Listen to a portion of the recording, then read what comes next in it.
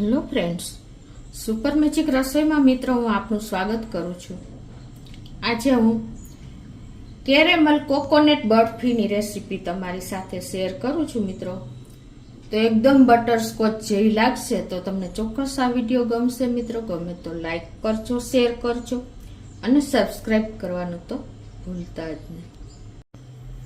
તો એના ઇન્ગ્રેડિયન્ટ પણ હું પરફેક્ટ મેજરમેન્ટ સાથે જ તમને બતાવું છું.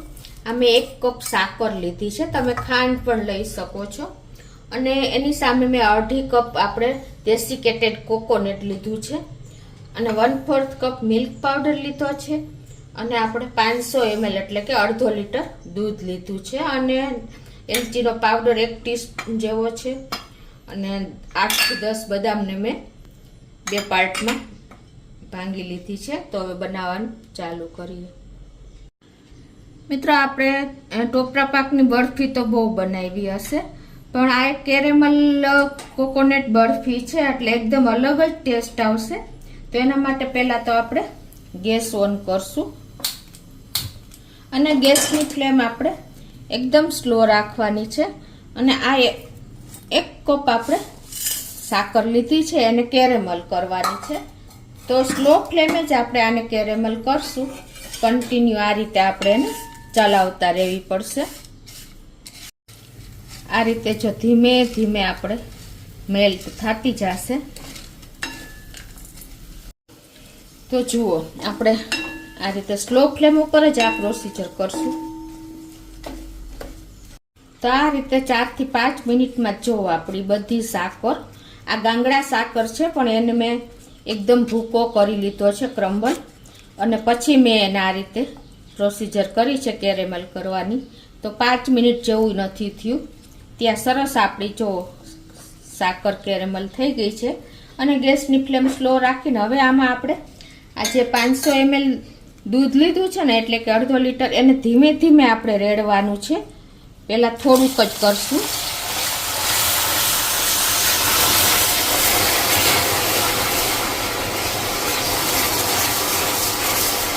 નહીતર શું થશે કે આપણું દૂધ ફાટી જશે.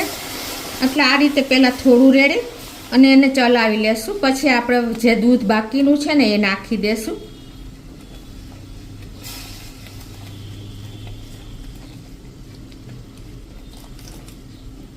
એકી સાથે નહીં નાખવાનું.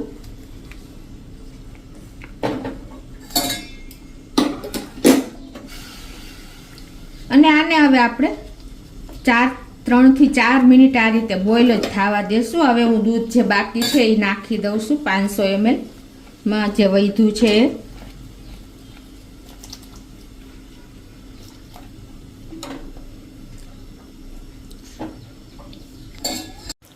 તો આ રીતે જો આપણે કન્ટિન્યુ ચલાવ્યું છે, જો દૂધને ફાટવા દેશું ને તો આપણી સેજ ટોપરા કોકોનટ બરફીનો આપણે ટેસ્ટ સેજ ખટાશ ઉપર આવી જાય છે.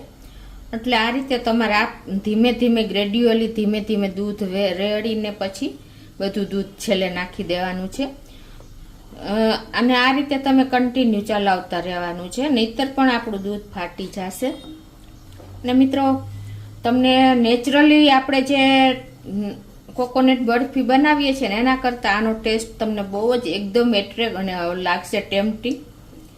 તો એક વખત તમે આ રીતે પણ ટ્રાય કરજો. અત્યારે રક્ષાબંધનની સિઝન આવી રહી છે, જન્માષ્ટમીની, તો તમે આ તહેવાર ઉપર ખાસ એક વખત આ રીતે ટ્રાય કરજો મિત્રો. અને મને કોમેન્ટ બોક્સમાં જણાવજો કે તમને આ રેસીપી કેવી લાગે છે.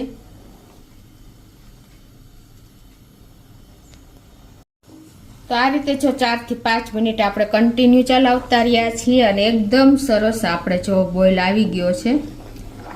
એટલે એકદમ આપણે કૂક થઈ ગયું છે આ લિક્વિડ.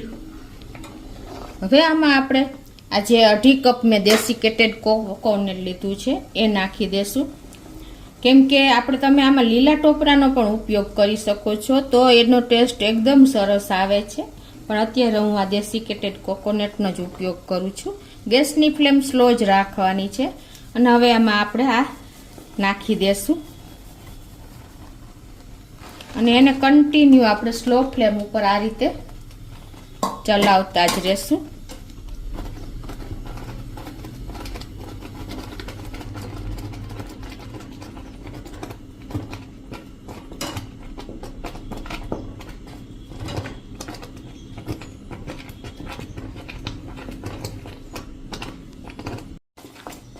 તો આ રીતે જો આપણે 2 થી 3 મિનિટ થઈ છે અને આ રીતે સ્લો ફ્લેમ ઉપર જ આપણે આને મિક્સ કરતા જઈશું.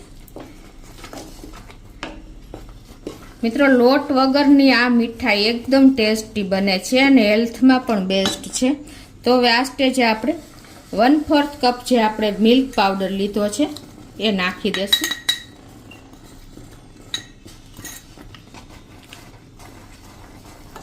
અને એને આપણે મિક્સ કરી લેશું.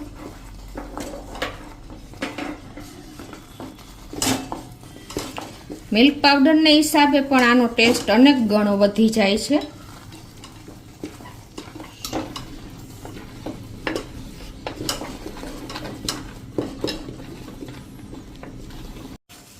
તો આ રીતે જો આપણે સરસ બધું મિક્સ થઈ ગયું છે મિત્રો. અને હવે આ સ્ટેજે તમારે જો આ રીતે ડાર્ક ચોકલેટ નાખશો ને તો એકદમ સરસ ટેસ્ટ આવે છે. મેં અત્યારે 1 ટેબલ સ્પૂન જેવો પીસ લીધો છે, 4 પીસ જેવો. તો આ રીતે આપણે એને ખમણી નાખશું. તો જો આ બીટર ડાર્ક ચોકલેટ આવે છે ને અમૂલની, એના જ મેં નાના નાના 4 પીસ નાખ્યા છે. તમે તમારા ટેસ્ટ એકોર્ડિંગ નાખશો ને તો આ તમારે કેરેમલ કોકોનટ બરફીનો ટેસ્ટ અનેક ગણો વધી જાય છે.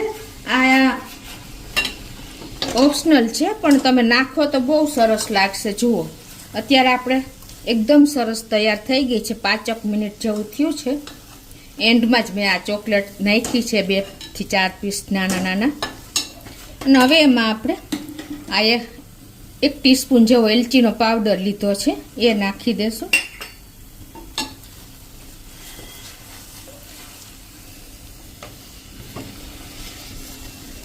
અને આ બધું હવે આપણે સરસ મિક્સ કરી લેશું. આ એક યુનિક જ ટેસ્ટ તમને લાગશે કોકોનટ બરફીનો. આપણે રેગ્યુલર રૂટીન બરફી તો બહુ ખાધી હશે, પણ તમે એક વખત તો આ ટ્રાય કરજો મિત્રો. બાળકોને તો બહુ ભાવશે. અને જેને ડાર્ક ચોકલેટ તો હેલ્થ માટે, હાર્ટ માટે બેસ્ટ છે, તો એનો ઉપયોગ કરો તો પણ કોઈ પ્રોબ્લેમ નથી. અને આ બધા ઇન્ગ્રેડિયન્ટ એવા છે ને કે આપણે કોઈ હાનિકારક નથી. એટલે તમે ડેઈલી જ મેં સાકરનો ઉપયોગ કર્યો છે, પ્લસ આપણે ટોપરું છે, દૂધ છે, બધા ઘરના જ ઇન્ગ્રેડિયન્ટ છે. એટલે હેલ્થમાં બેસ્ટ એવી આજે આપણે સ્વીટ બનાવી છે મિત્રો. જો એનો લુક અત્યારે કેક જેવો આવી રહ્યો છે ને મિત્રો. અને આપણો પેચ્યુલાને પણ ચોટતું નથી, એટલું સરસ આપણે આ તૈયાર થયો છે. તો આ રીતે જુઓ, આપણે coconut barfi, caramel coconut barfi એકદમ રેડી થઈ ગઈ છે. તો હવે એને આપણે ગેસ બંધ કરી દેશું. તો હવે એને આપણે એક પ્લેટમાં ઢાળી દેશું.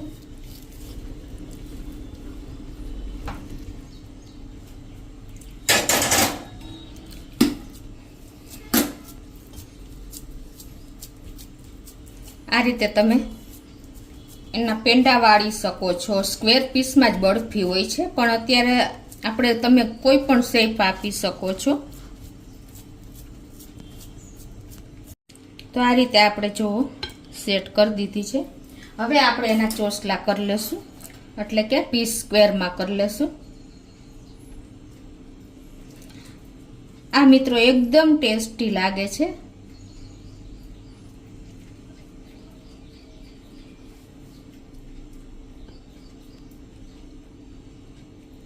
તો આ રીતે આપણે જો સ્ક્વેર પીસ કરી લીધા છે.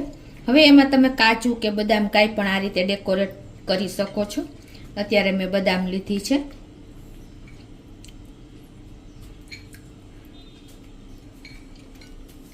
આ મીઠાઈ તમે એકદમ ટેસ્ટી તો થાય જ છે, પણ લુક પણ એનો ગમે એવો છે. આપણને અત્યારે કેક જેવું લાગી રહ્યું છે મિત્રો, કેમ કે આપણે કેરેમલ કોકોનટ બરફી બનાવી છે.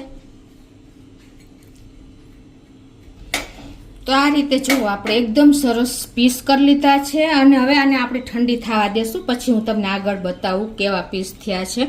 હવે આપણે જો એકદમ સરસ, ઠંડી બહુ સરસ નથી થઈ, સેજ ગરમ છે, પણ હું તમને બતાવી દઉં.